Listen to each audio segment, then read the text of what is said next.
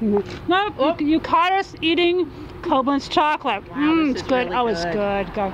Peanut butter. Hi, I'm Susan, And I'm Michelle. and welcome to the Grave Adventures of the Holmes County Library Ladies.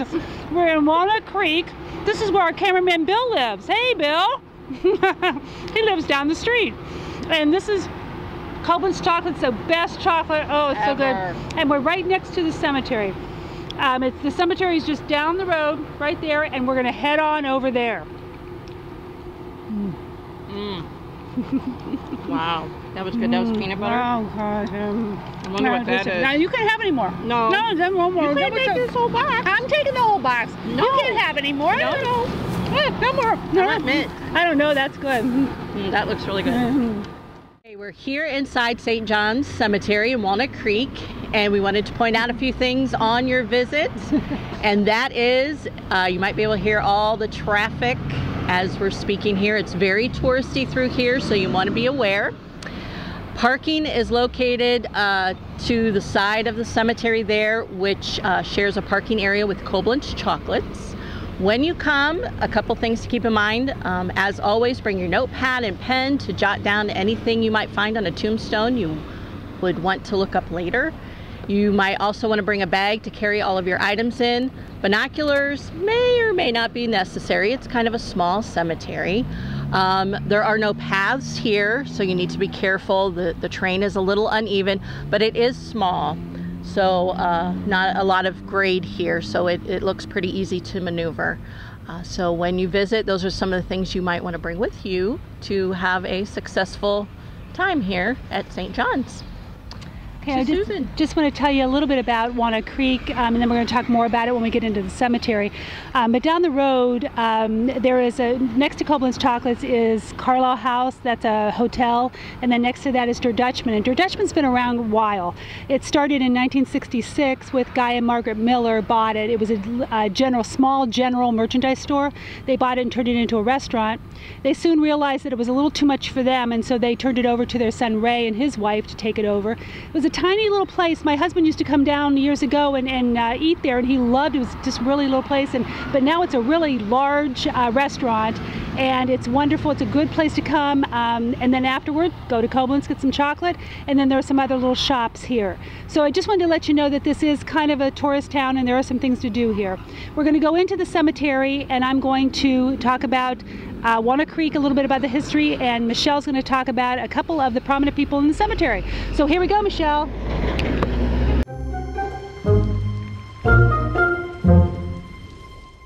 One of the first persons we'd like to talk to you about is John D. Wise, who was a prominent citizen of Walnut Creek. Unfortunately, somehow, in this very small cemetery, we have been unable to relocate Mr. Wise's tombstone. But rest assured, he is here at Walnut Creek, St. John's Cemetery.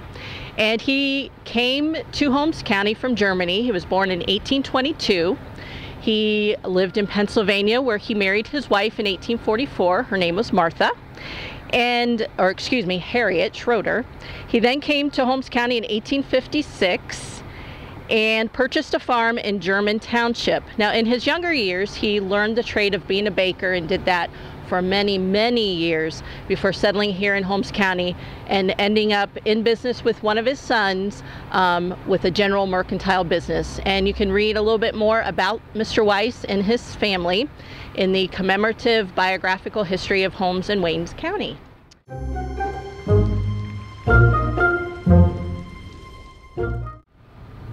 Okay, I'm going to tell you a little bit about the history of Walnut Creek. That's where we are, right? I'm going to tell you a little bit of history about Walnut Creek. First of all, it started out as New Carlisle, and then when they went to get a post office in 1840, they told them, no, you can't have that name because it's already in Clark County. So they got together and they decided that since it was Walnut Creek Township, they'd go ahead and name it Walnut Creek. So they named it Walnut Creek, got their post office, and off they went. The first settlers were Jonas Jacob and Paul Stutzman. They got their deed in 1815. And on their land, they built the first log cabin schoolhouse, and that's where the school started. And they also had the first distillery. then they made whiskey there. And the one fun thing about this is they would use the mash, they would take the mash and they'd give it to the cattle to fatten them up. And they said that the cattle would be out there running in the meadow, their tails wagging, they're bellowing crazily, cutting circles, running around, galloping and snorting. So they liked the mash apparently. The first death in Walnut Creek was Isaac Miller. It was Solomon Miller.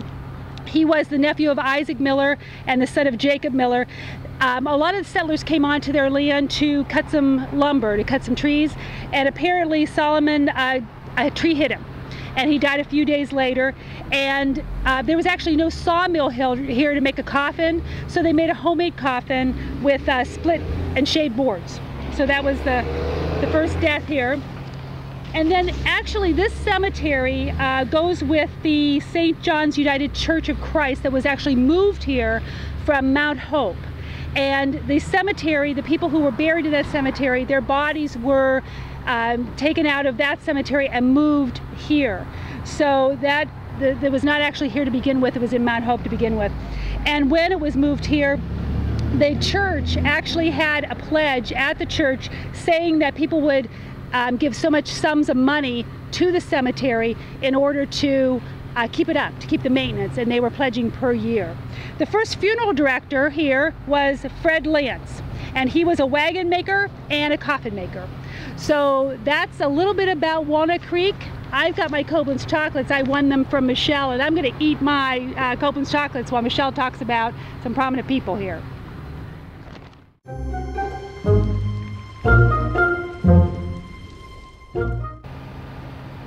I'm standing here at Simon J. Horsberger's tombstone.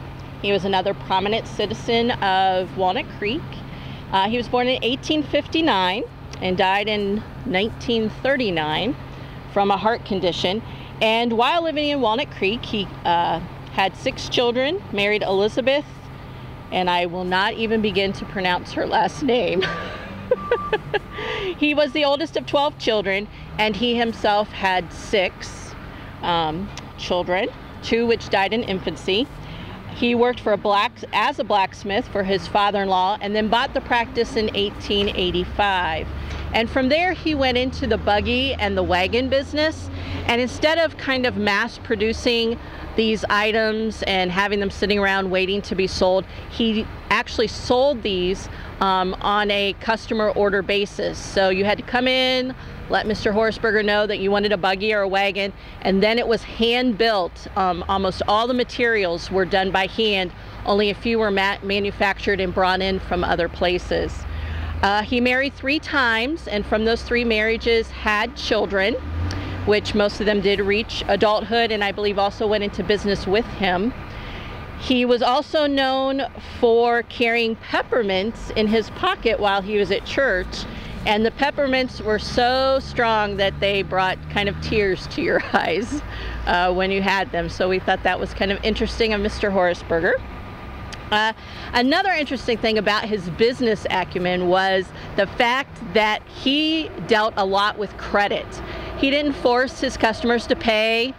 If they had a service done and it was only worth a quarter and they didn't have the quarter, he'd charge it.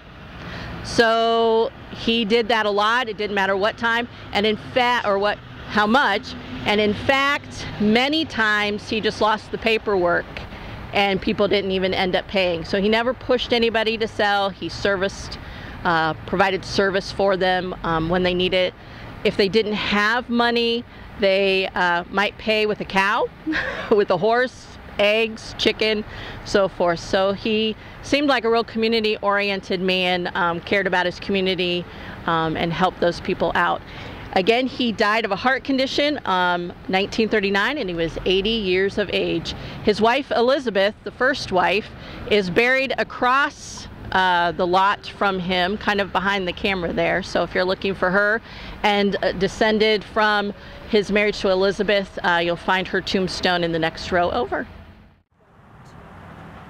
Thank you for watching the Holmes County Library Ladies. And remember, take nothing with you, but only leave the ghosts of your ancestors behind.